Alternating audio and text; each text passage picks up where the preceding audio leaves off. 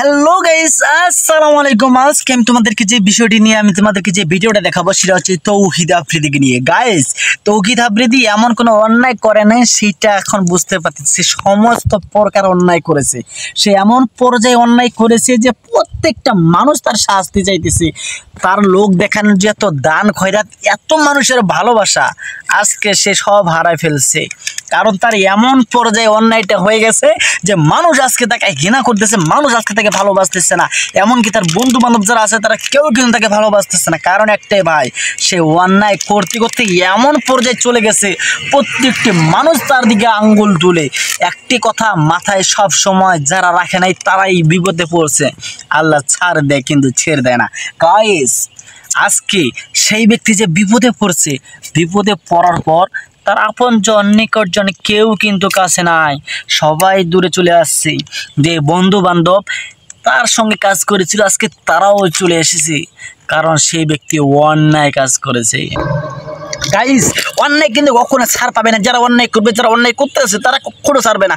আজকে বলেন বিএমপি বলেন, আওয়ামী লীগ বলেন, বিএমপি বলেন, আওয়ামী লীগ বলেন, যারাই বলতেছেন, যারা অন্যায়ের সঙ্গে যুক্ত আছিল আজকে কিন্তু তারা কেউই ভালো নাই, তারা সবাই আজকে পতনের মূলে হয়ে গেছে। তো যারা আজকে যারাই শয়তান থেকে নেচরমান থেকে খারাপ পথে চলে যাবে, তাদের অতি নিকটেই কিন্তু ধ্বংস আছে। ধ্বংস ছাড়া কেউ চলে যায়। তারা কিন্তু একের পর এক অন্যায় করে, অন্যায় করতে করতে তাদের অন্যায়ের পিঠটা দেয়ালে ঠেকে যায়। তখনই কিন্তু তাদের অন্যায়ের প্রায়শ্চিত্ত করার জন্য তারা কিন্তু যে কোনো পর্যায়ে আটক হয়ে যায়। আজকে তৌহিদ আফ্রিদি এত অন্যায় করেছে মানুষের মুখে। আজকে তখন আমি একটা সময় তাকে আমিও ভালোবাসতাম, যে সেই ব্যক্তি কত সুন্দর মানুষকে দান খয়রাত কি এমনকি সমস্ত লক্ষ লক্ষ টাকা দিয়ে ত্রাণ দিয়ে মানুষকে সে কিন্তু উপকার করছে। কিন্তু আজকে দেখি সে 10 টাকা যদি মানুষকে দান করেছে, 1000 টাকা মানুষের কাছে লুটে নিচ্ছে। হ্যাঁ ভাই, এটা হচ্ছে তৌহিদ আফ্রিদির নকল মুখোশ, যেটা আমরা কিন্তু কেউই জানতাম না।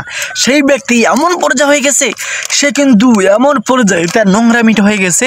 সেই ব্যক্তি কিন্তু নোংরামি করতে করতে তার পাপ এত পরিমাণ হয়ে গেছে, সেজন্য আজকে তার দেয়ালে পিঠ ঠেকে গেছে। ভাই, মানুষ কখন কার কোন সময় বিপদ আসবে সেটা কেউই জানে না।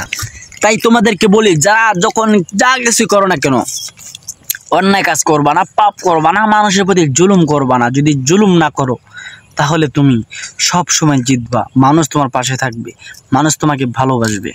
আর যতদিন বেঁচে থাকবা ভাই, সব সময় আল্লাহকে স্মরণ করবা। আল্লাহ ছাড়া তোমার আমার কেউই নাই।